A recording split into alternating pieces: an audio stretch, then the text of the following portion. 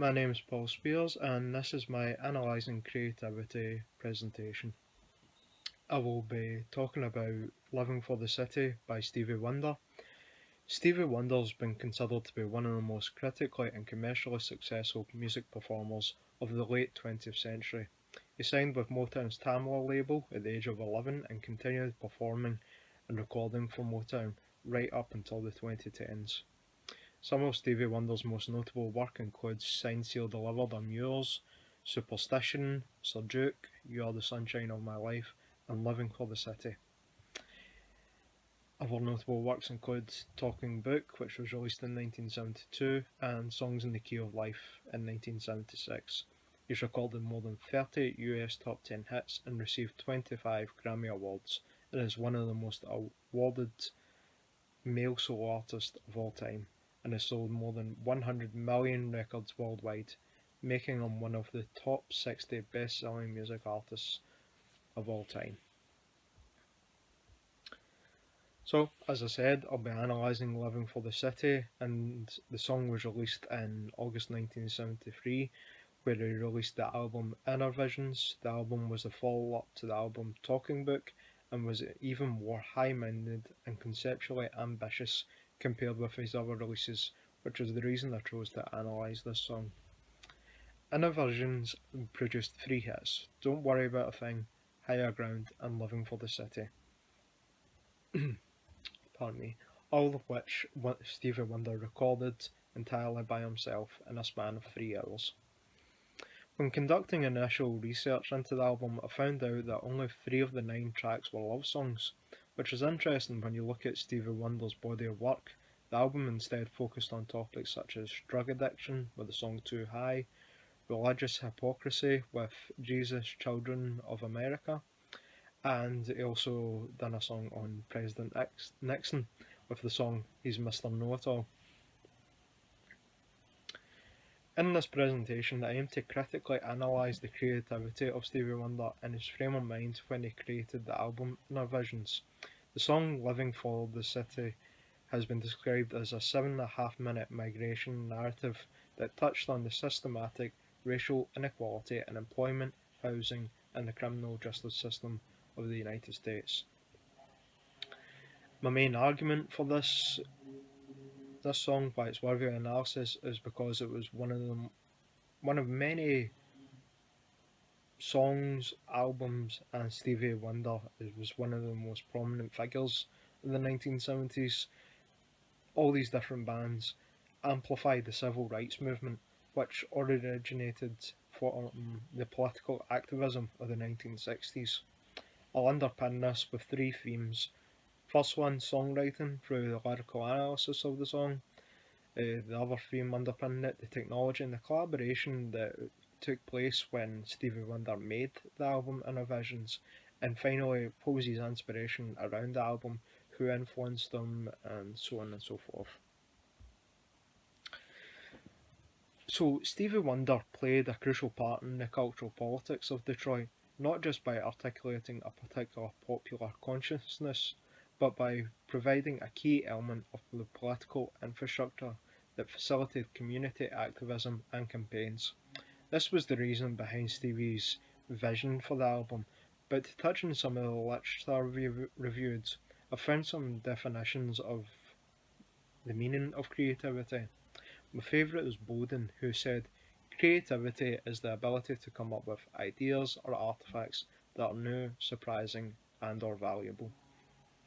Ideas here could include concepts, poems, musical compositions, cookery recipes and jokes, and so on. Artifacts, most thing you can relate when you think of is probably paintings or sculptures, but this could be anything up until origami or even penny whistles, pretty much anything you can think of. Csikszentmihalyi said that a genuine creative accomplishment is almost never the result of a sudden insight, but comes from years of hard work. Some, like Muir's, suggest that creativity is a product of the unconscious mind, best imagined as residing within the incubation phase of the creative process, through the importance of some conscious activity notwithstanding It is the unconscious that at some point produces the truly creative or unique thought. But the creative model I'm going to be using to underpin my argument for living for the city is Gallinson's typological model, seekers and finders. Gallinson has argued that highly creative individuals tend to fall into two very distinct categories based on their approach to solving creative problems and their career trajectory.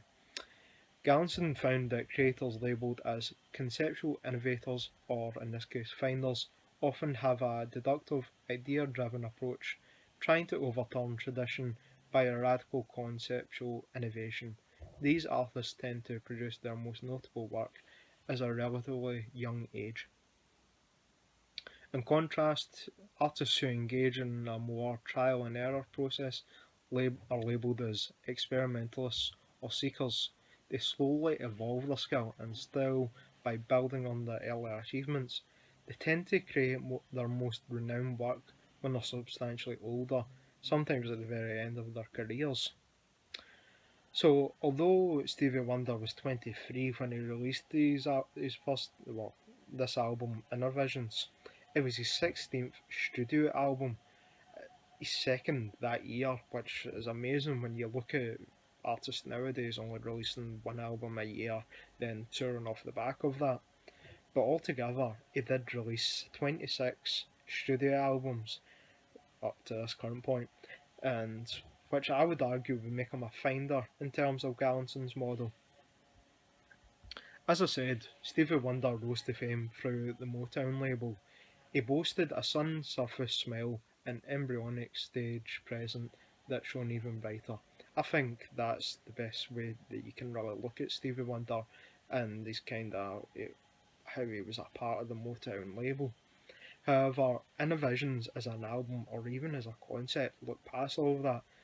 Toward the most serious, most complex topics Stevie Wonder had ever tackled, he said, "People are not interested in baby baby songs anymore." He said, "But there's more to life than that." And I think that was his real vision for the song, Living for this Living for the City. When reviewing this further, finders have been identified as knowing how to make detailed preparations, know their goals at the outset, work efficiently, and know when a work is finished, careers are marked by sudden changes in style and or direction. They often make a noteworthy contribution early on in their careers. I feel this is the correct model to use because it mirrors Wonder's career. Stevie Wonder got his first number one with Fingertips when he was just 13. Then, 10 years later, he met the engineers Robert Margouleff and Malcolm Cecil, who together they made Music of My Mind and Talking Book, and obviously this album, Inner Visions. The result of this meeting led to the creation of some of Stevie Wonder's most prominent work, which brings me to my main argument.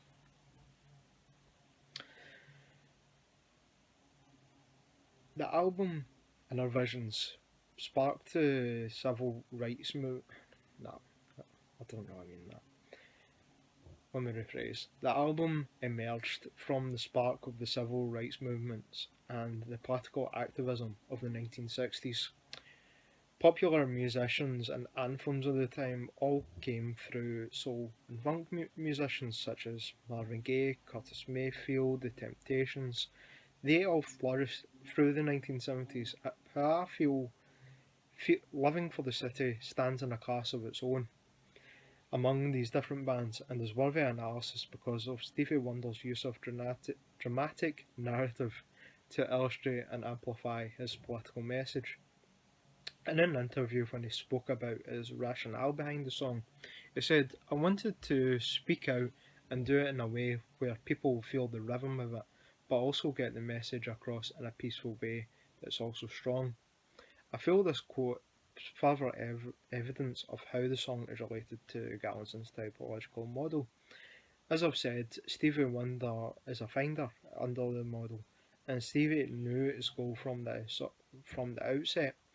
Furthermore, I feel this quote makes Stevie Wonder an authentic artist because he carried out what he planned to do. And in each verse of the song, he refers to an impoverished black person trying to make it through rough times.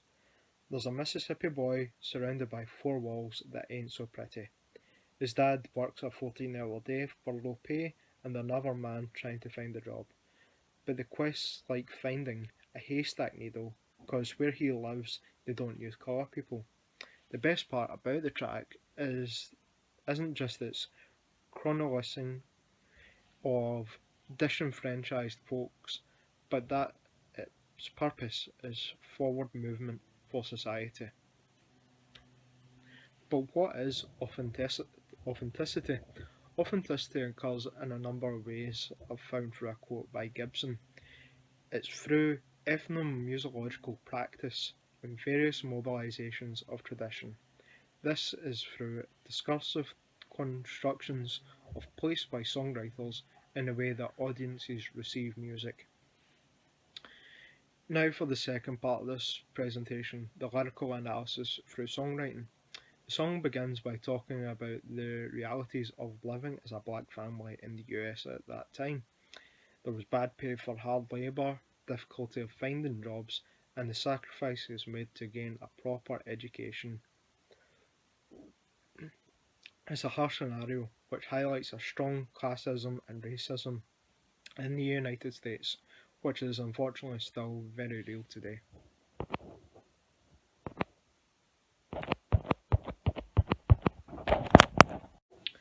But when you look at the bridge to Living for the City, it's among the more harmonically counterintuitive chord progressions in pop music, and in a review I read by J. Hamilton, he said that this term represents a bunch of sounds that shouldn't fit next to each other according to every rule in the book, but yet it somehow perfectly works.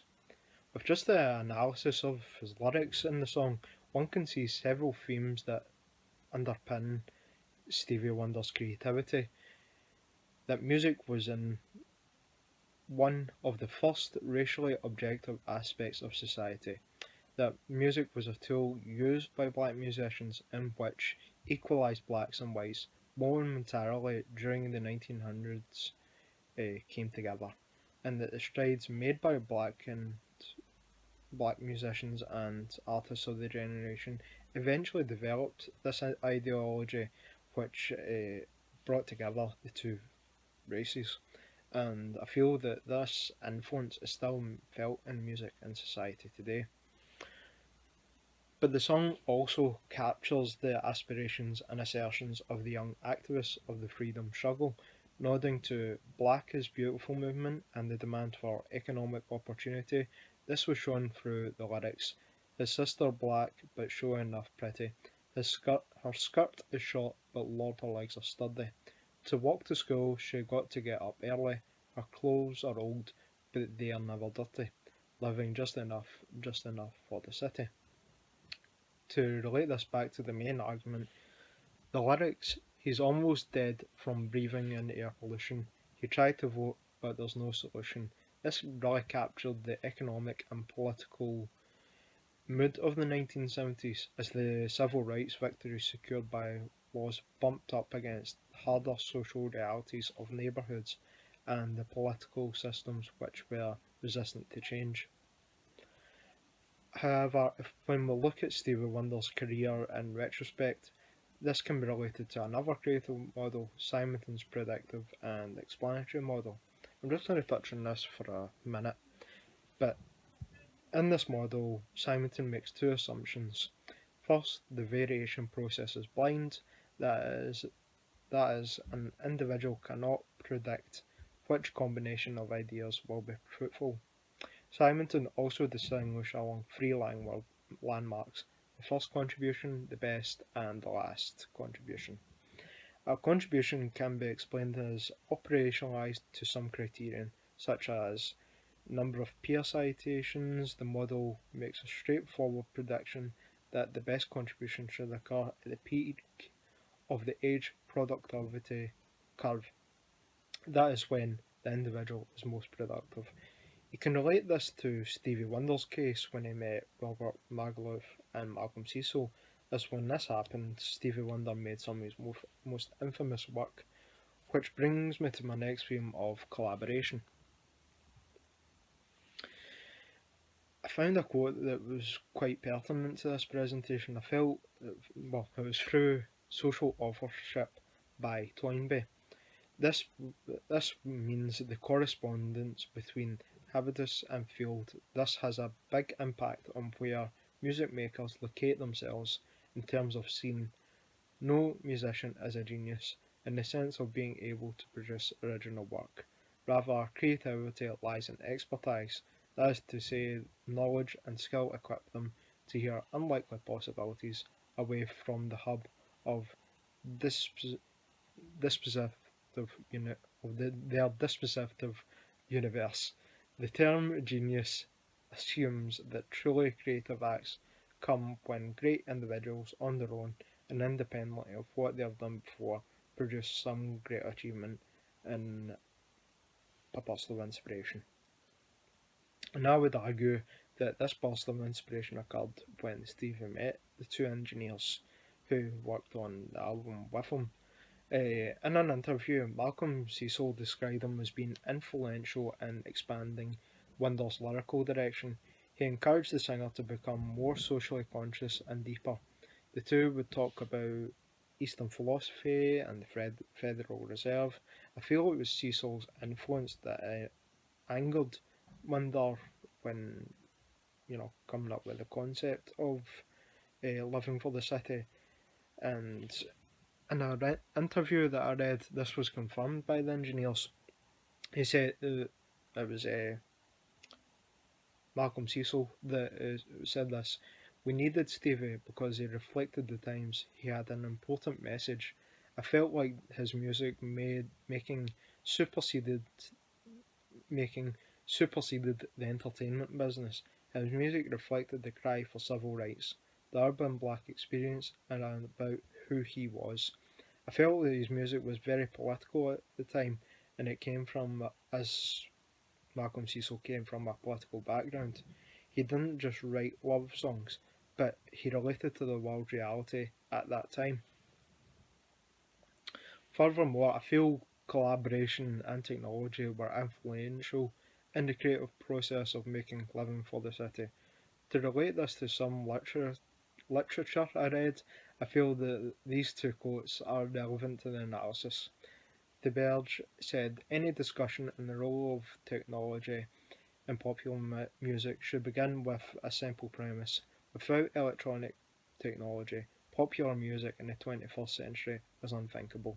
Simply as computers became increasingly important in music production, programmers tempted to stimulate in software form the particular distortion characteristics, buzz and warmth of tube technology in order to cash in on the redo aesthetics prevalent in various genres of pop music. In a documentary I watched on the album, I found out about the process the engineers and Stevie undertook to create the song. The first thing they done was add an electric piano and Stevie's vocal. Then they put a Moog bass on the next day. Building the track up, they put on the drums, 5 harps, and the first overdub on the vocals on December of 8. They then left it till April the 20th the following year, when they added background vocals and they varied the speed of the tape so it didn't sound like Stevie. They had 3 background vocals which sped up and made it sound like someone else. They then recorded the vocal and would slow the machine down and they would sing it in that key. They would then turn the machine back up and his voice would sound much higher. Then they reversed his voice sound lower. Everything was everything on that track was done by Stevie. That was the amazing thing about the record. He was the only one on Living for the City, which I think is amazing. They went further on, continuing Stevie Wonder's solo experiments with the Tonto synthesizer an instrument that was just gaining interest in the black community. It represented an exciting sound for R&B because obviously the synthesizer I think was invented in 1972, and they really wanted to use this, this technology throughout the album. 7 of the 9 songs of the album were entirely played by Stevie Wonder, which brings me to my next theme, which is inspiration. Another huge part of Stevie Wonder's career, or even creative process is inspiration. And when Stevie Wonder created the album, I feel I must touch on who inspired Stevie Wonder. He was inspired by Marvin Gaye's What's Going On, whose social political messages was a departure from Motown's sugar coated pop soul, it's been described. The album was also recorded and released in opposition to Motown's head man, Berry Gordy, wishes as he thought it was one of the worst things he had ever heard, which is, when you think of Berry Gordy, you think about quality music, through the Motown label. But when Stevie Wonder's contract came up for renegotiation, he not only won complete creative control over his work, but also his business acumen, which is amazing. Stevie Wonder was influenced by a million big names. He worked directly with Marvin Gaye. He even worked with Smokey Robinson and the Miracles, who were also on the Motown label when he was just 18. But obviously, throughout his younger days, he was influenced by Sam Cooke, Ray Charles, and Johnny Ace. So, to wrap up this presentation, in summary, Living for the City's unusual power, resonance, and durability as a popular song and a political anthem is the product of many factors. Wonder's directly political aim, his striking use of drama, his ability to integrate conspicuous blues and gospel elements into a soul context, his overall skill as a lyricist, songwriter, and arranger, and his ability to integrate diverse elements into a seamless whole. But much of the success of the song also derives from his use of form to create a complex and flexible structure, and his ability to design a short, simple groove that can be effectively used to form the basis of that structure. So I'm going to do a couple of additional questions at the end of this presentation, and I've only chosen two. Why did I choose that model?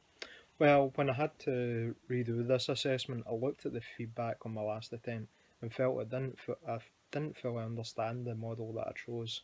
So I contacted some of my classmates and they told me what model they chose, and one of them brought up the Gallinson model, and I felt it was the most appropriate to Stevie Wonder's career. As I said, it mirrored Stevie Wonder's career in an essence.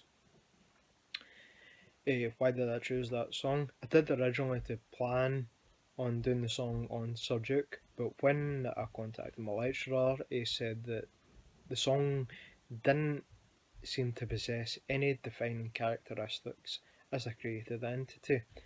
And I do agree with him. When I've done a bit of research into it, I found it difficult to talk about the different themes that underpinned that song.